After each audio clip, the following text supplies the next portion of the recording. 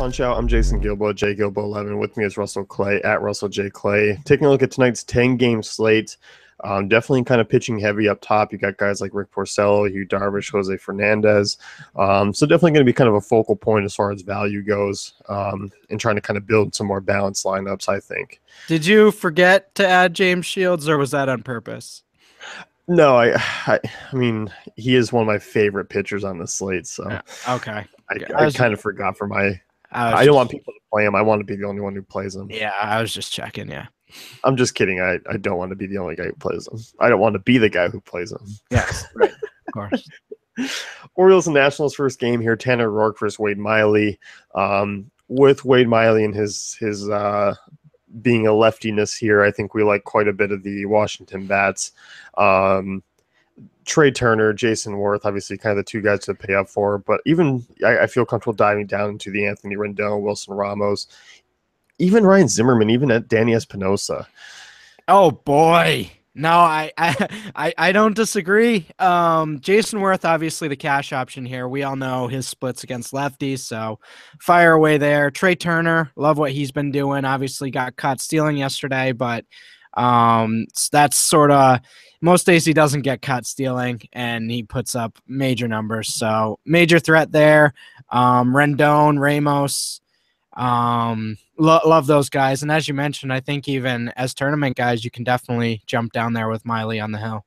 Yeah, it's funny because Turner, I mean, caught stealing twice, went 4 for 4. And what I mean, no, I was saying like, yeah, he can have huge fantasy days just because of the stolen base upside. On even days where he doesn't get 4 hits, so that floor's there as well in terms of cash. Yeah, it definitely is. And as far as Miley goes, I mean, 344 well, but to righties since last year, 1.17 home runs per 9. All those righties that we mentioned, I feel very comfortable with. I mean, obviously, a little bit of a downgrade for these hitters moving over to Washington, but I like it quite a bit. Right, absolutely. As far as the Orioles bats go, I mean, obviously Roark has been fairly consistent, but overall, I think you can look at some bats against him. I mean, Roark, I feel like is slightly above average arm. Nothing a guy where I really shy away from, though.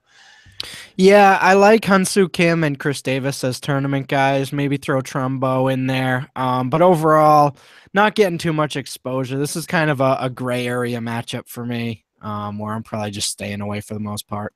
Yeah, I think so. And I do like lefties in tournaments. Even Adam Jones at 3,600, I'll take a look at in GPPs. But I feel like the Orioles are kind of a GPP team to target. Mm-hmm. Angels and Blue Jays next year. Marco Estrada versus Matt Schumacher. With Schumacher being on the road with his numbers against righties, I mean, 1.65 home runs per 9 to right-handed bats since last year.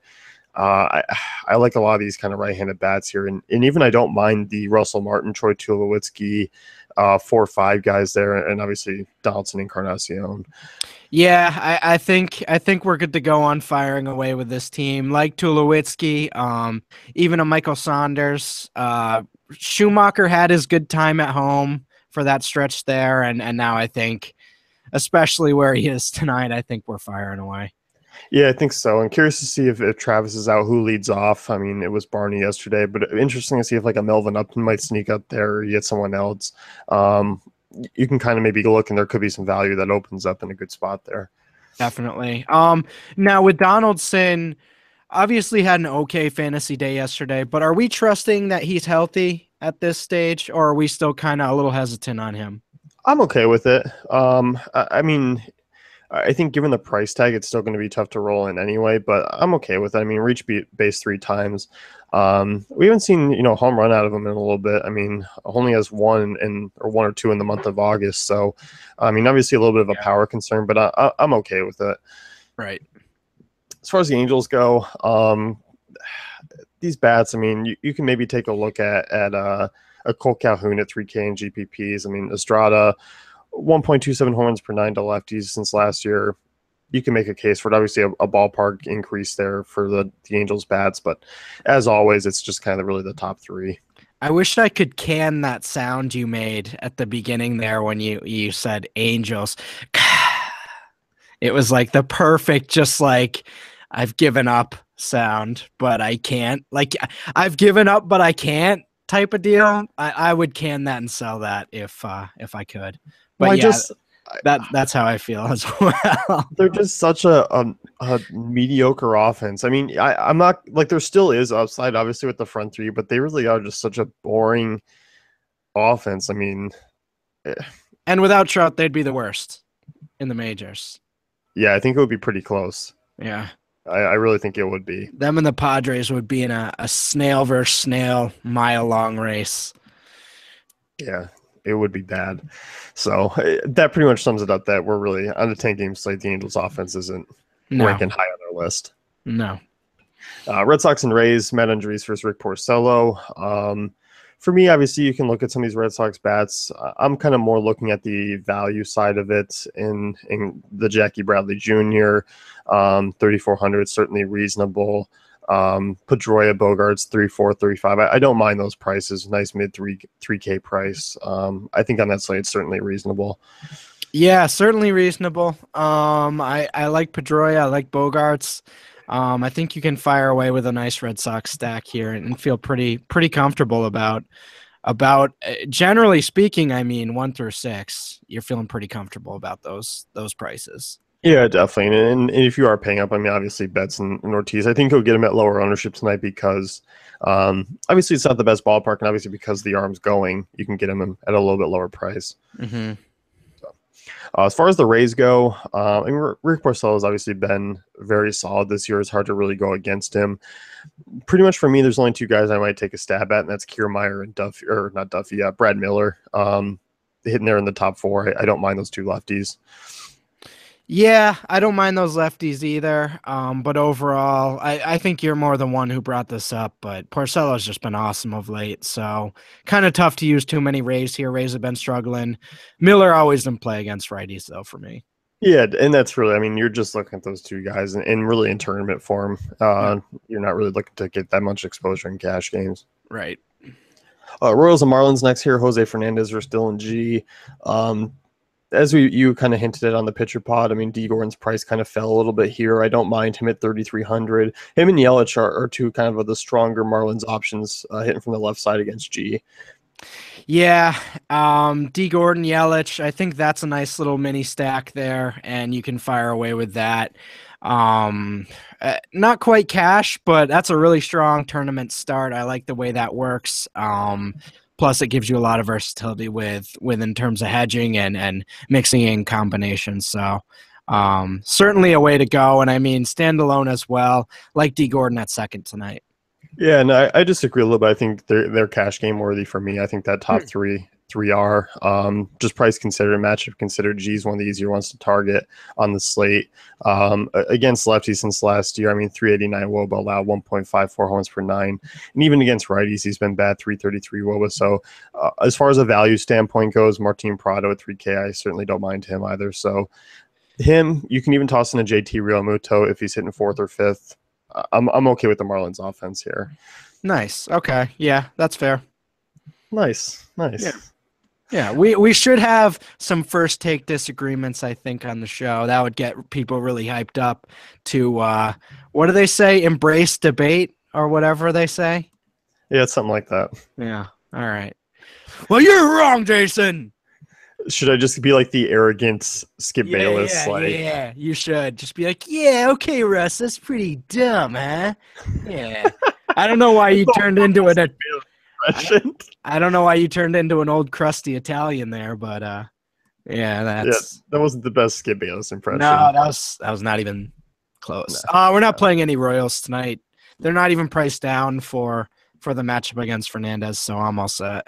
Yeah, I'm with you. There's no real need for me to kind of dive in there. Right. Rangers and Reds next here. Tim Edelman versus Yu Darvish. As far as the Rangers bats go, I mean, you can find a couple nice values, but obviously Edelman is a guy who has kind of limited damage. He's not going to pitch a ton. I mean, 5 innings, 6 if you're lucky, but against lefties, obviously he's had a little bit of an issue. So you can make a case still for Odor. You can make a case for Beltran, who are at reasonable prices. Yeah, and I think there's a reasonable shot they don't do as horrible as they did yesterday, but at the same time, Edelman's coming off really strong start and not necessarily someone you want to target all out. But I do like Odor and Beltran as sort of tournament guys. Yeah, me too. And same thing with Lucroy, 3,400, certainly reasonable there. Mm-hmm. As far as the Reds go, I'm not really looking to use anyone here. I mean, obviously Darvish has, given up a couple homers since returning, but it's not something I'm going to be jumping all over. Just given the fact that, I mean, obviously you like Adam Duvall against righties for power, but that strikeout rate's super high. I just don't think it matches up well with Darvish. I have a hypothetical for you. Okay. If you were building 50 lineups and Scott Schebler was priced at minus 5K, how much exposure would you have? Minus 5K? Minus 5K. I put him in every lineup. Okay. Good to know. All right. Just so wondering. With that being said, for me to actually roster Schebler, it would have to be -0 for me to roster him. You need to literally cost nothing. He's 2,700. That's way too high for me to even consider him. It's horrible. All right, I'm just putting you on the record. So if he's minus 5K, you'd put him in all 50 lineups. Gotcha. Yes. Gotcha. Yes, I would. And I'm not. Are you looking to use Reds? Just for records. Just for records. Are you looking to use Reds tonight? No. Okay. Phillies and White Sox next year. Gerard Eichhoff versus James Shields. Sorry, Phillies prices here are way too nice for me to pass up. I mean, 4.5 run total over there. Got Cesar Hernandez at 3K, Aaron Alter 32, Maikel Franco, Tommy Joseph. There's a lot of nice price guys here. Odubel Herrera, even though he's hitting down the lineup now, I still don't mind him. Shields is obviously a guy whose blow up potential is just unlike any other in the league right now. Super high. So I definitely agree. You have to love these prices. Going at Maikel Franco and Tommy Joseph once again today. I think they're great. I mean, Tommy Joseph at 27 is a really, really solid price. So I wouldn't be afraid of getting quite a bit of exposure with him. Yeah, I mean, he's probably the guy who I think I'm going to compare to Justin Morneau on the other side at 2,700, who I like more than Tommy Joseph. I mean, coming off a strong outing against Eichhoff, struggles against lefties, 346 WOBA, 1.52 homers per 9. On the road, Eichhoff hasn't been that great. So guys like Adam Eaton, Melky Cabrera, Morneau, 2,700, I like quite a bit. Same cast as yesterday, and I mean, I'm not even – Eichhoff has been good against righties, but I'm not afraid to throw in Abreu as sort of a hedge off Morneau if you want to go that direction. Yeah, I'm not either. And Todd Frazier, I'm not on, though, tonight. I think he's the guy who I will leave off the table. Yep, agreed. As far as that game goes, I mean, I feel cash game worthy for me outside of maybe a couple of Phillies guys. I think Hernandez is okay. Herrera is okay. Maybe one of the outfielders are Rupp or cash game playable, but I think it's a good mix and match of GPP and cash. Agreed. Yeah, I think that's a nice sort of way to go, especially with the value there. Yeah, definitely. Next one here, got the Tigers and Twins, Tyler Duffy versus Matt Boyd. Duffy, reverse splits pitcher, 373 WOBA to righty since last year, 1.79 home runs per 9. Obviously, I mean, guys like Miguel Cabrera, JD Martinez are certainly in play, but I'm not going to knock a Justin Upton at 3K in tournaments. Yeah, Justin Upton. Hey, you know what? He's turned it around. Good for him. At least, I mean, turned it around in the sense he's not batting like 115 anymore. But certainly like those prices. I think we're going to see him around that range for quite a few more days. So I do like that price. Victor Martinez, as you mentioned, Kinsler. Sure, I'm in on these guys. Yeah, I mean, Upton, 2 hits in each of the last 3 games there. Kind of a mini hot streak by his standards for what he's done this year. Right. Yeah, I do think if you do like the pay up here, I don't mind the Tigers bats, especially Martinez, especially Cabrera. And to really put it in perspective, Upton's still 9 for his last 51 with those 2 hits in each of the last 3. So that's where he's been this season. Yeah, he's yeah, that sums it up. Right. As far as Twins go, I mean, obviously Brian Dozier at 3,900 against the lefties, always playable, very expensive, but I don't mind it. Miguel Sano, 3,100, I don't mind. Trevor Plouffe, 2,700. Those are probably the 3 righties I don't mind taking a shot at against Boyd there. Yeah, no, I agree. Some interesting righties to take a shot on. I mean, I guess Dozier's just going to keep hitting home runs every day. It's just going to be what he does. So, I definitely like that matchup and worth the pay up there at 39. Yeah, I think so too. But outside of those guys, not really taking a look at the kind of minor names there. No. Mets and Cardinals next year. Jacob deGrom versus Carlos Martinez. This game, I mean, one of the lower projected scoring games on the slate.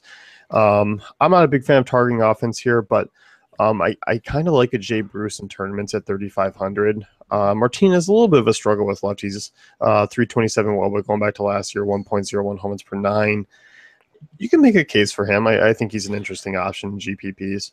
Yeah, him and Carpenter are two guys that I'm okay with. Again, I don't think you want a lot of exposure to this game, but some of the bigger bats, it's kind of like I could see quite a few avenues where even a Cespedes has a decent day. So kind of look at the big bats in this game. I don't think the end of the lineup has much of a shot though. No, I don't think so either. Not in those matchups. Right. Diamondbacks and Braves next year. Julio Teheran versus Zach Greinke. As far as this game goes, it kind of feels weirdly to target because you want to get some. I mean, Chase Field has always been a kind of an area where you want to target. As far as doing it against Greinke at these prices, I'm not really on board.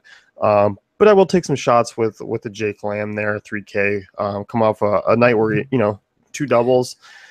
We talked about him yesterday, kind of, he needed to break out of that cold streak. Obviously, one game is a small sample, but did hit the ball well last night. Teheran does struggle with lefties. Yep. And again, I think we just continue to play him in tournaments. I need another day before I start thinking about him in cash again, especially against a less than, Teheran is not a bad righty. So give me another day. But again, he's definitely tournament worthy at those prices. Even a Michael Bourne at 31, I kind of like that combination a little bit. Yeah, certainly. I mean, as far as the righties go, I'm not really looking to use. I mean, Teheran is really tough on right-handers, 252 WOBA allowed. I guess in that ballpark, you can still take a shot. It would just be kind of more of a contrarian move. Mm-hmm. Agreed. Giants Dodgers next year, Johnny Cueto versus Rich Hill. And this is another one where, if you want to get some exposure to it, I think you got to be really fine with it. I don't think you can kind of get a lot. But given Cueto, I mean, the way he's pitched, it hasn't been the most consistent of late. Has been giving up kind of a couple home runs here and there, has had a couple 2-homer starts. I don't know. You can maybe make some moves with a Corey Seager or Gonzalez or Grendel if you wanted to. Yeah, I'm not against that. I think there are some one-off shots here you could make. I mean, Seager, I can't imagine will be too highly owned tonight, so that'll be an interesting way to get a premium bat at a cheap price. And back to the Braves for a second. I'm assuming we're not targeting them in any way. I'm not. No, I'm not either. Okay. Against Greek. No, I'm not looking to use them. I mean, you can still make a case for Freddie Freeman, but outside of those, I don't like the other prices there. Right. As far as the Giants go, against Rich Hill, I mean, we talked about Rich Hill on the pitching pod and kind of what can we expect from him. We can expect a dominant Rich Hill where he really limits damage, or we could see Rich Hill maybe even bow out of the game in the third inning if he's not feeling quite right with the blister or whatever happens. But I'm assuming he's fully healthy to even pitch. Yeah. If he is a little bit rusty, I mean, you could maybe build that narrative to take a couple right-handed bats against him. Mm-hmm. Agreed. I think that's an interesting way to go, and will certainly be low owned. So if you're looking for tournament moves, that's an interesting one to at least entertain. And obviously, I think Posey and Hunter Pence are probably the two bigger right-handed names to consider it with. Mm-hmm. Just given their track records and their numbers against lefties, and their prices. I mean, it kind of fits the bill if you want to make a move in GPPs. For once, Posey at a reasonable price, baby. Yeah, too bad the matchup sucks. So, that's going to wrap things up with the FanDuel Punch Out. Be sure to check out DaveFantasyCafe.com for all the great tools and content.